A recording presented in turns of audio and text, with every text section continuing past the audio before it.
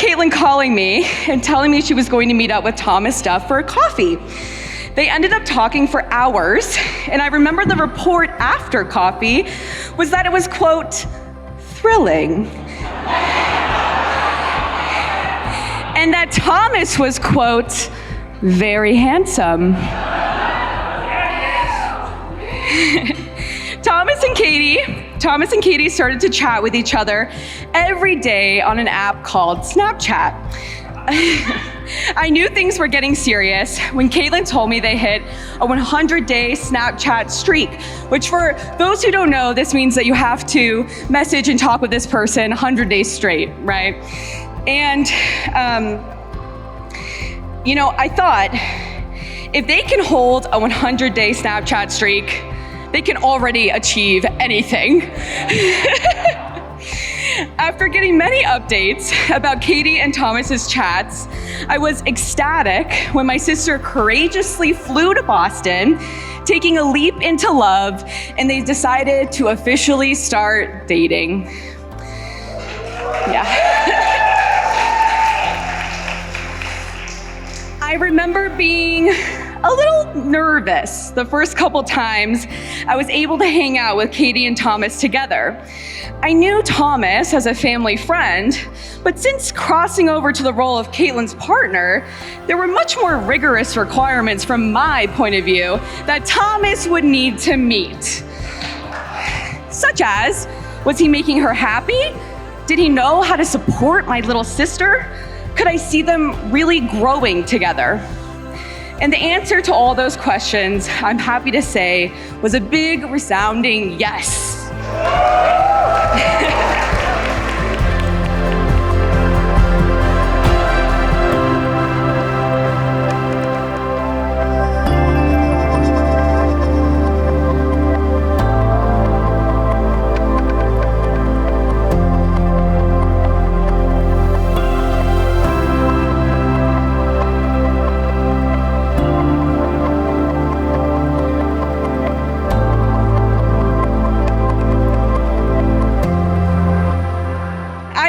Sharing with Caitlin how when Thomas joined us for family vacations, I never felt like he was a guest. I didn't feel the need to filter myself while he was around because he immediately felt like family. If I was sharing drama with my sister, Thomas was right next to her saying, yes, and then what happened? Getting the approval of 5 siblings is a really hard job. But Thomas's effort to get to know each of us and have a relationship with each of us is a testament to his amazing character and commitment to not only building a relationship with Caitlin, but her entire family. Looking at Caitlin and Thomas's love story, some people may say they had a magical line of fate running through it. For Taylor Swift fans in the room, it's almost as if they were connected by some invisible string, weaving in and out of each other's lives while that string slowly pulled them closer and closer and closer together. But I'm here to say, even though there are fun coincidences and connections throughout their lives, I have watched Caitlin and Thomas build a gentle, strong, and dedicated love story, brick by brick. They've supported and loved each other through long distance in a pandemic, through law school, through job changes, through city moves, and through absolutely everything life could throw their way. In those moments, it was just a joy to witness their steadiness and their ability to celebrate each other's wins together, grieve their losses together, and handle the enormity of life together, side by side.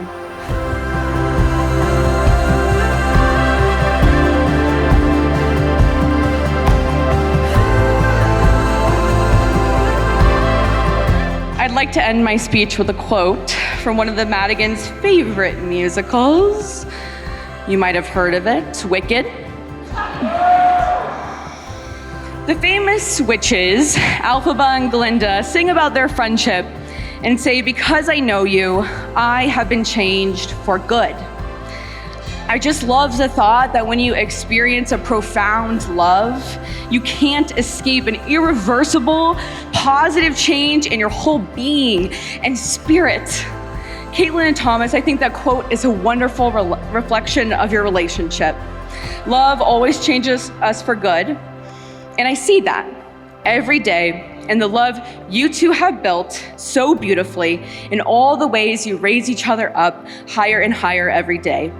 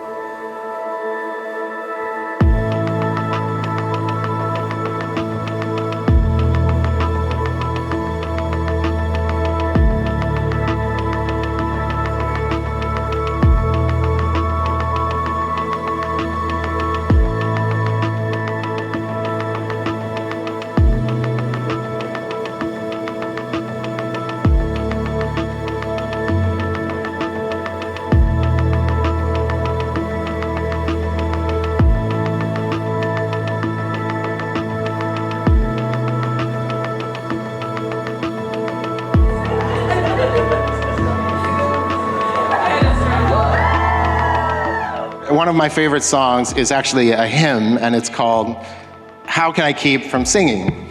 And the words to the song go, my life goes on in endless song above earth's lamentations. I hear the real but far off hymn that hails a new creation. Through all the tumult and the strife, I hear music ringing. It sounds an echo in my soul. How can I keep from singing? And I love that song because it says a lot about life to me. Life's full of tumult and at times strife and even at sometimes lamentations.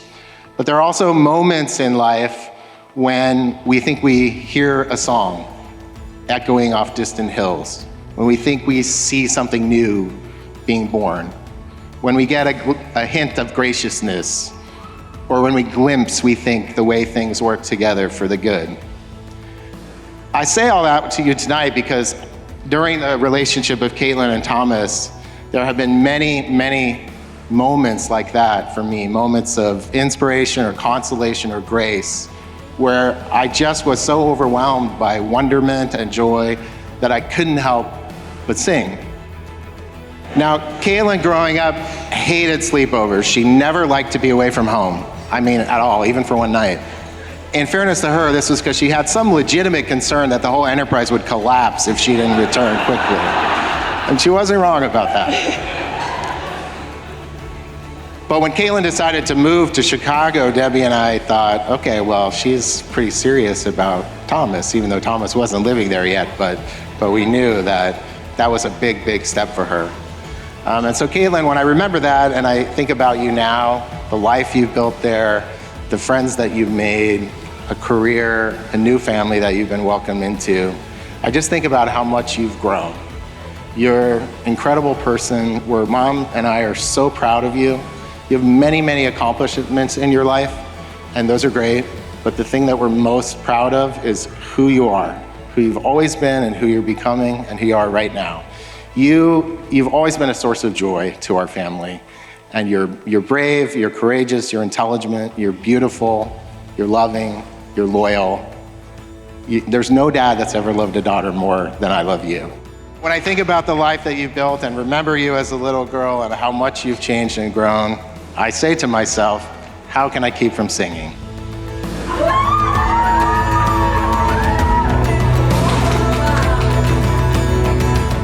Oh my gosh, wow. It's so beautiful.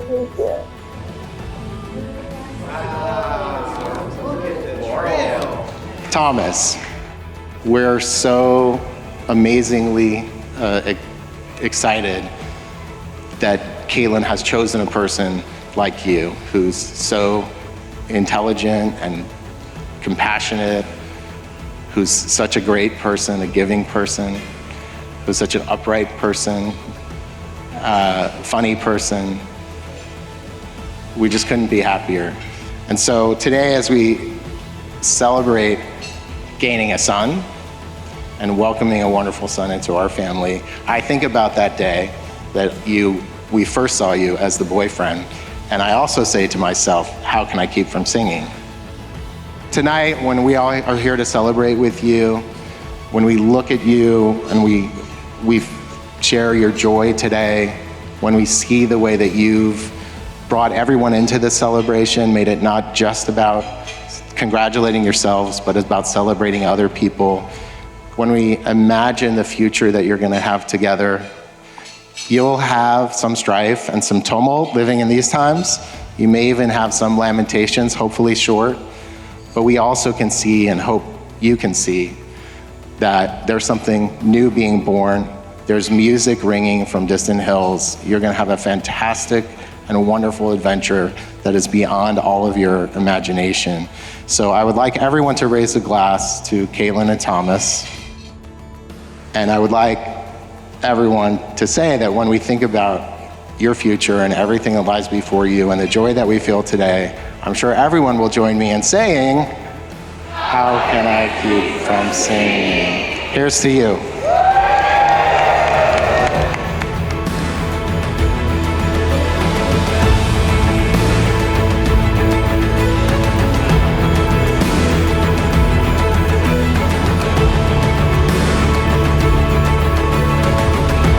Thomas is my best friend.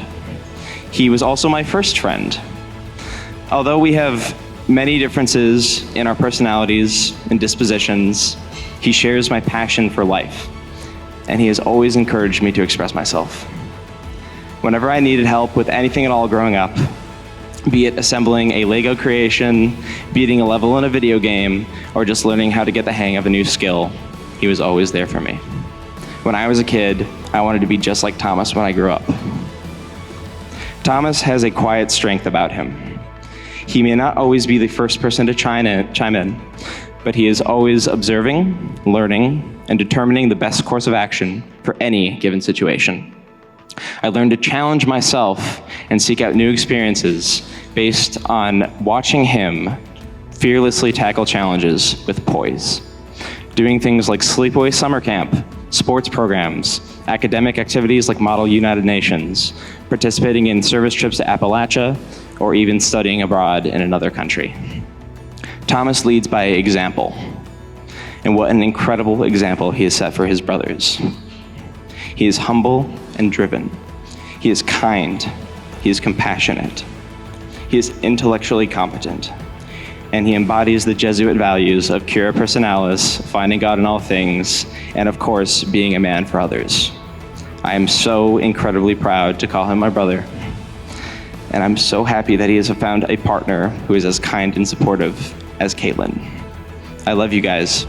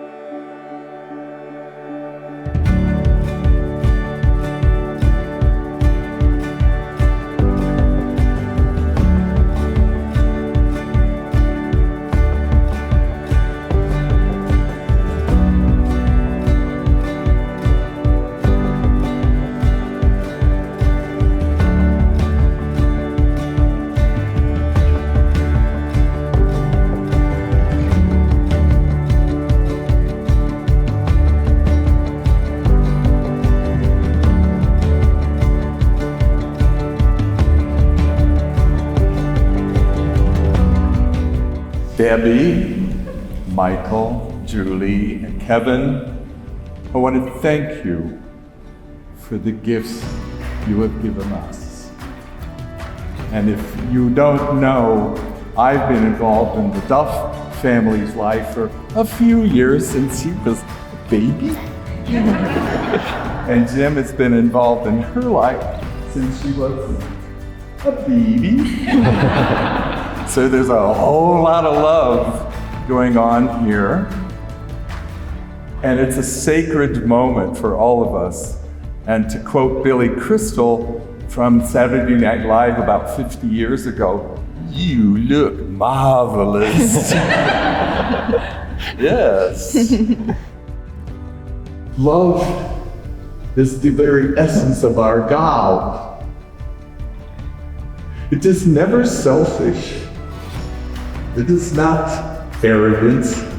It is not power-mongering. It is patient while she does her hair and takes care of the baby. It is being kind. And our world now begs for kindness, doesn't it? It begs for patience. It begs for human respect. And so see in this mirror here, yes, an incredible story. I mean, how can college classmates be friends for 30 years and all of a sudden have babies who've known each other their entire life? How does that happen? Well, I blame everything that's good on God. So here you are.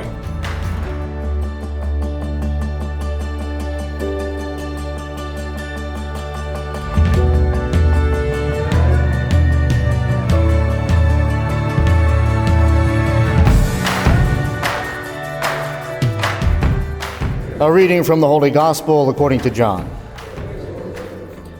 As the Father has loved me, so have I loved you. Now remain in my love. If you keep my commands, you will remain in my love, just as I have kept my Father's commands and remain in his love.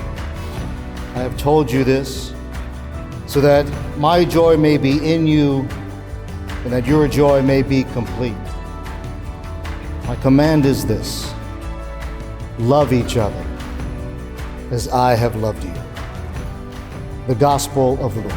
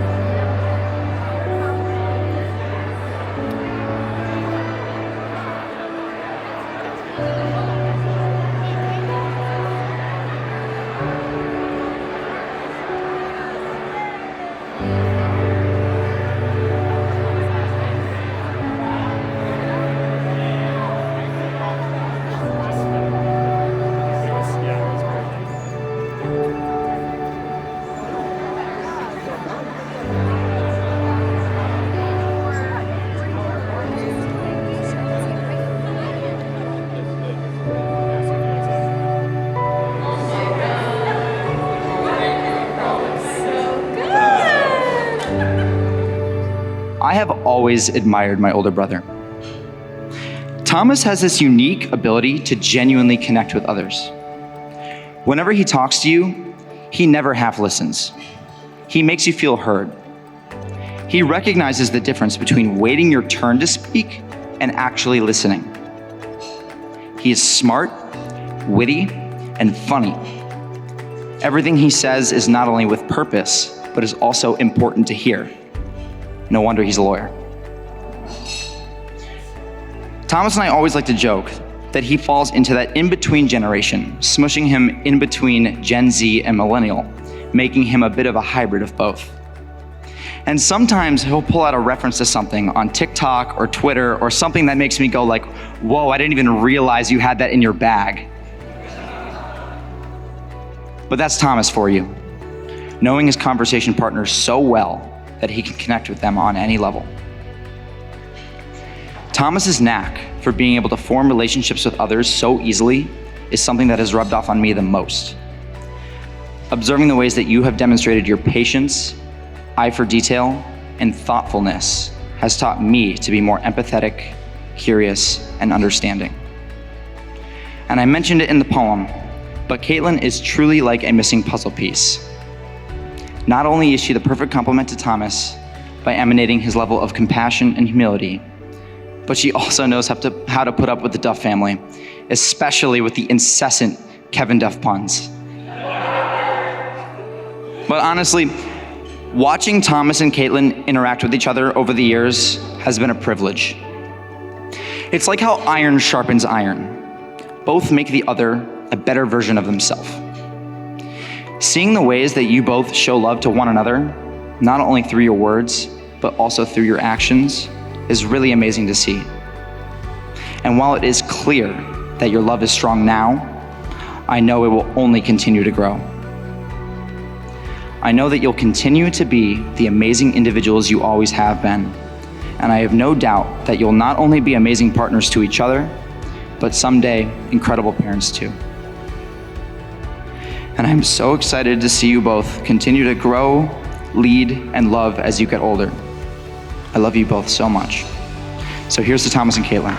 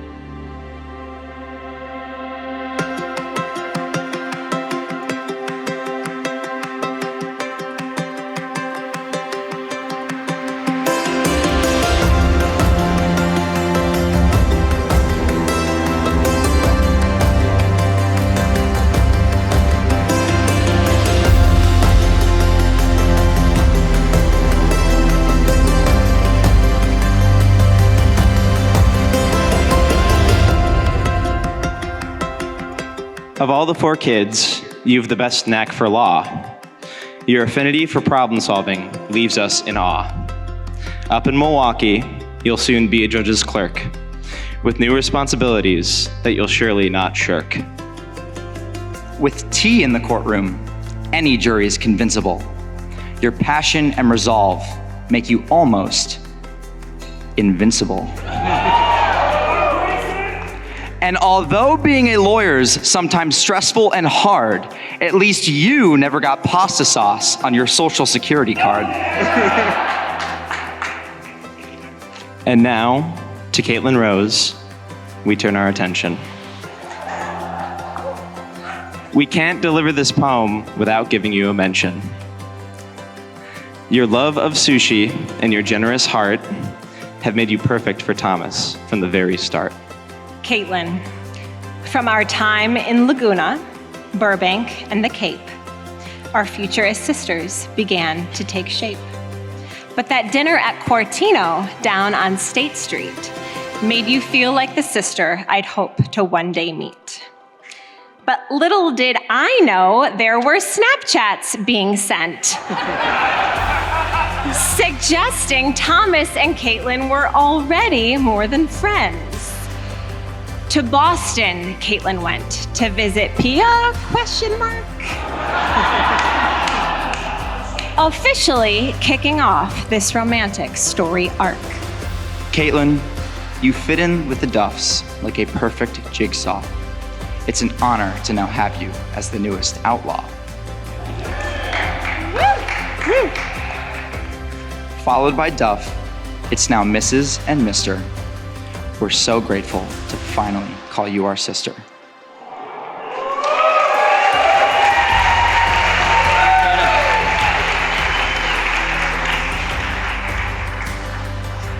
But now here we are, fams united by Jesuits. A history so long, we struggle to measure it. So let's raise a glass to a love story so neat. It can't be confined to a Thomas spreadsheet. So, LA or Chicago, or wherever you may roam, In this marriage together, may you always be home. cheers to Thomas and Caitlin.